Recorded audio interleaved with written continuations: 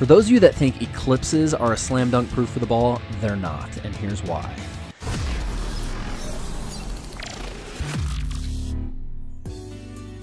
Oh, how I long for the day when I can make a flat earth video and not have someone leave the comment, "Oh yeah, well what about eclipses?"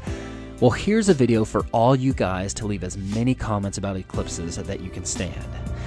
Just about everyone, except for maybe the folks that sub to this channel, believe that solar eclipses are caused by the moon coming between the sun and the earth. Something strange about this phenomenon is that the moon is roughly the size of the United States, yet the shadow cast upon the earth is only 70 miles wide.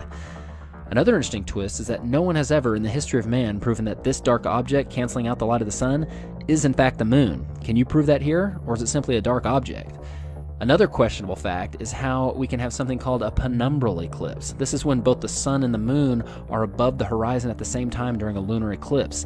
This is impossible if the reason we have lunar eclipses is because the earth is between the sun and the moon. Let's let those questions simmer for a bit while we talk about something we can all agree on. Everyone agrees that the sun gives off its own light, right? Great, common ground. But what a lot of people don't realize is that the moon gives off its own light as well.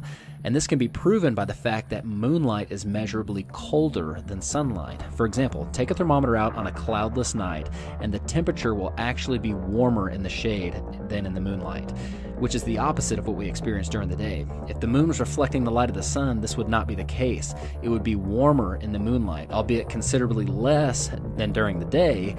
But if it's reflecting the same light, the properties of that light should be the same.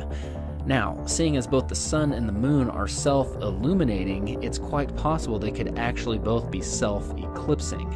My personal view of the sun is that it is a focal point of light, that the light that was created on day one enters the convex firmament, creating a focal image, aka the sun that we see, which, by the way, is only possible to create on day 4 after the convex lens of the firmament was created on day 2 and after all the plants were on day 3, which themselves create the gases we breathe, which help to magnify and further project and diffuse sunlight, all very efficient.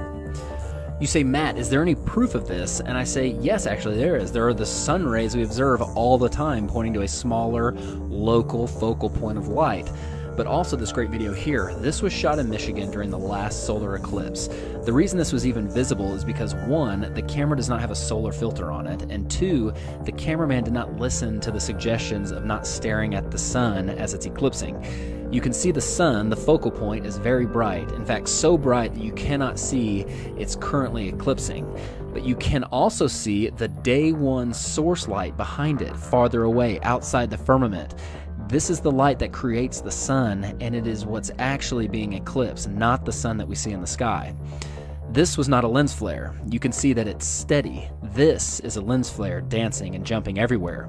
And here is a homemade example of how this can be possible, how it is possible that the sun is not eclipsed from the front, but from behind.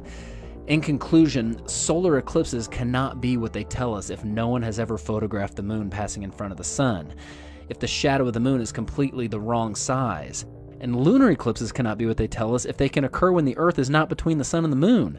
And because the moon is provably producing its own light and thus wouldn't be eclipsed if the earth was supposedly between the sun and the moon. So when you say, what about eclipses? Yeah, what about them? The problem is not that something is blocking your ability to see the sun or the moon. It's blocking your ability to see, period. That's the problem.